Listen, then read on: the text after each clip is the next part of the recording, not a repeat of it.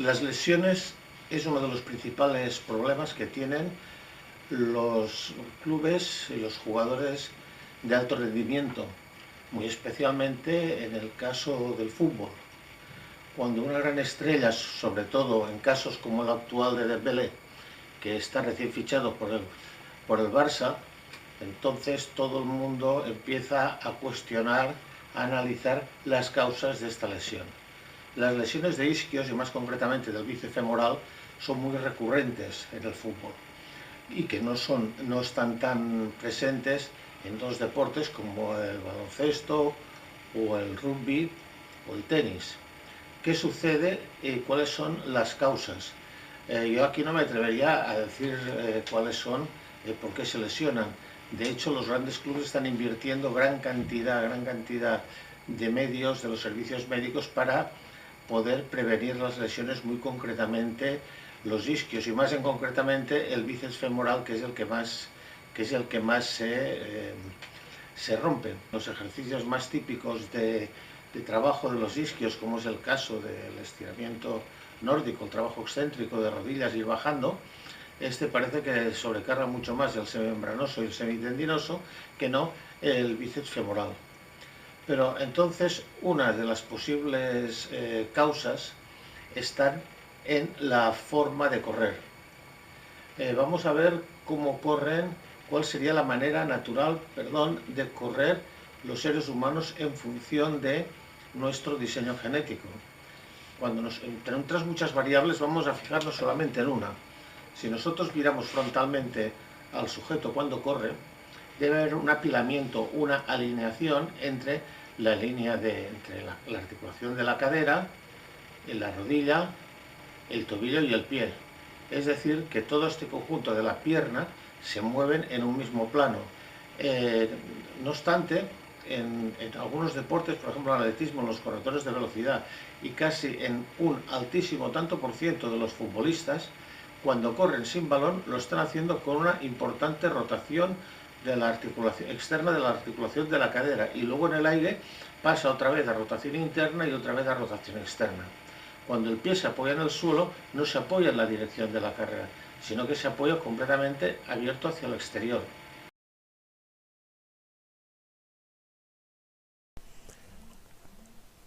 En el dibujo podemos ver el bíceps femoral que va del isquion hasta el peroné, que cuando el muslo va rotado estará el bíceps en una situación mucho más corta. Pero si esta actitud se mantiene en todas las actividades de carrera y andando, el bíceps femoral quedará significativamente acortado.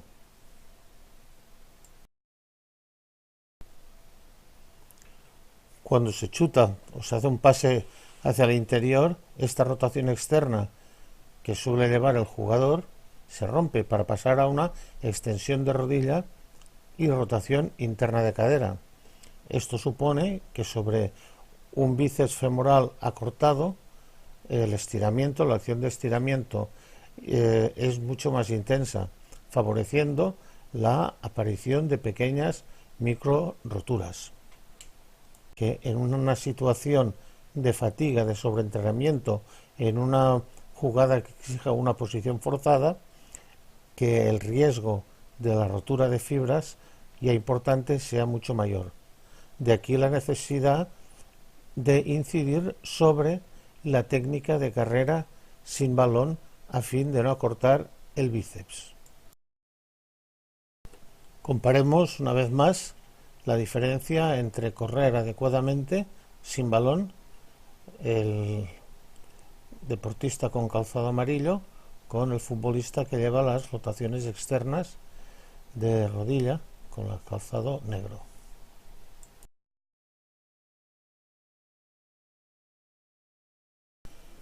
En las diferentes filmaciones en escuelas deportivas que he llevado a cabo, se observa que los más pequeños, de 5 y 6 años, corren con una alineación adecuada.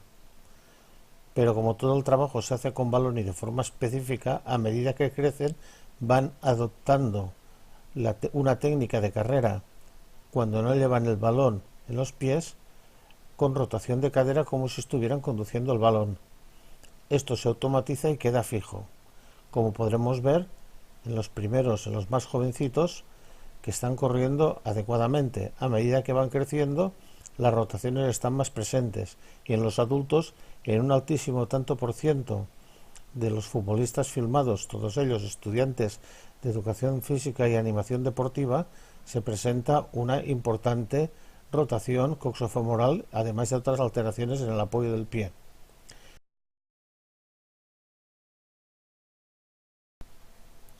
Este es el grupo de los más pequeños, donde apenas hay rotación, una actitud correcta de carrera.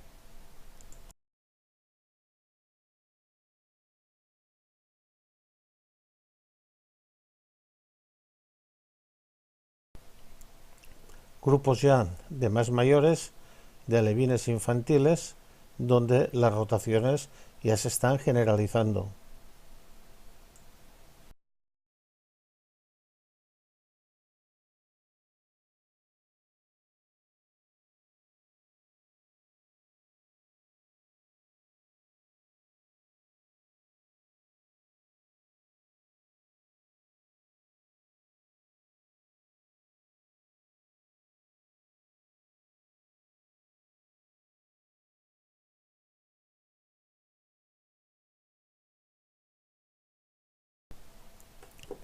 Finalmente, ya en jugadores adultos, estudiantes de animación deportiva y educación física, donde las rotaciones son mayoritarias en una gran mayoría de estos jugadores. Como podremos ver posteriormente, estas rotaciones no solamente afectan a la forma de correr, sino a toda la coordinación y a todos los patrones de movimiento, hasta el punto en que cuando tienen que hacer un skipping o realizar un abdominal, no pueden hacerlo con las piernas con los muslos paralelos, como se va a ver en los ejemplos que vamos a poner a continuación.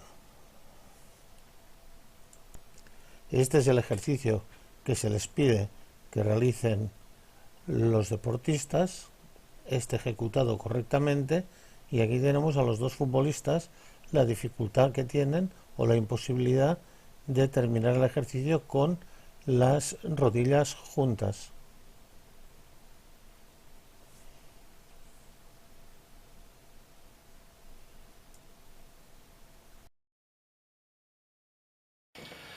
Las conclusiones de estos trabajos, básicamente observacionales, no son estudios hechos con rigor científico, simplemente son trabajos hechos de observación como técnico deportivo, como profesor de educación física, basándonos en lo que nos dice la anatomía y la fisiología articular. Las actitudes de mis alumnos que he tenido en los cursos de entrenamiento de fútbol, en donde impartía biomecánica y teoría del entrenamiento, puesto que yo no vengo del mundo del fútbol, era que el fútbol era así, que desde pequeño se ha de hacer todo específicamente, que no es de su incumbencia cómo corran, no tienen conciencia de que estas formas de correr que automatizan, que afectan a todo su desarrollo, a toda su competencia motriz básica, pueda tener efectos no deseados y favorecedores de las lesiones. Y además dicen que si en los entrenamientos, que bastaría con hacer 5 o 10 minutos de trabajo compensatorio en el propio calentamiento a fin de compensar estas actitudes adquiridas por la conducción del balón, que dicen que los padres protestarían con los niños pequeños si en lugar de jugar al fútbol se les dicen hacer tonterías de gimnasia. Y esto está bastante generalizado. Cuando entonces se llega a adulto, entonces tenemos que aparecen una serie de lesiones y los clubes se gastan gran cantidad de dinero en evitar o en cómo prevenir las lesiones, principalmente de pubalgias y de isquios. Ambas considero muy relacionadas con esta forma de correr. Además, se tendría que analizar cuántos talentos deportivos, cuántos jugadores que potencialmente podrían ser muy buenos, a causa de una inadecuada forma de correr sin el balón, han tenido que abandonar el fútbol. Quería simplemente recordar el caso de Robben, del que llamaban el jugador de cristal, que cuando estuvo en el Real Madrid durante 2 años no paraba de romperse y estaba constantemente con el rehabilitador y el preparador físico.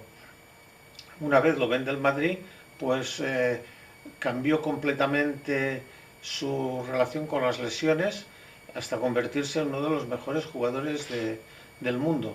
El propio Robben afirmaba de que las causas de sus lesiones estaban en que corría inadecuadamente sin el balón y que gracias al trabajo que hizo con el Madrid se le solucionaron. Cuesta mucho hacer entender a los entrenadores de base que esto del trabajo específico todo con balón sea algo que se pueden hacer jugadores ya formados ya como deportistas equilibrados. No obstante, si vemos simplemente mirando los pequeños clips que aparecen en las noticias y reportajes deportivos de los grandes clubes, vemos trabajar a los del Barcelona con tirante musculador, con gomas, haciendo multisaltos, haciendo skipping, trabajo con pesas. Algunos preparadores físicos o algunos entrenadores de fuerza están basando mucho con máquinas inerciales y con trabajo excéntrico. Pues todo esto que ahora ya se hace con los jugadores adultos a fin de evitar las lesiones, tendría mucha más eficacia si les llegaran jugadores sin estas limitaciones y estas carencias estructurales que se han gestado desde la infancia.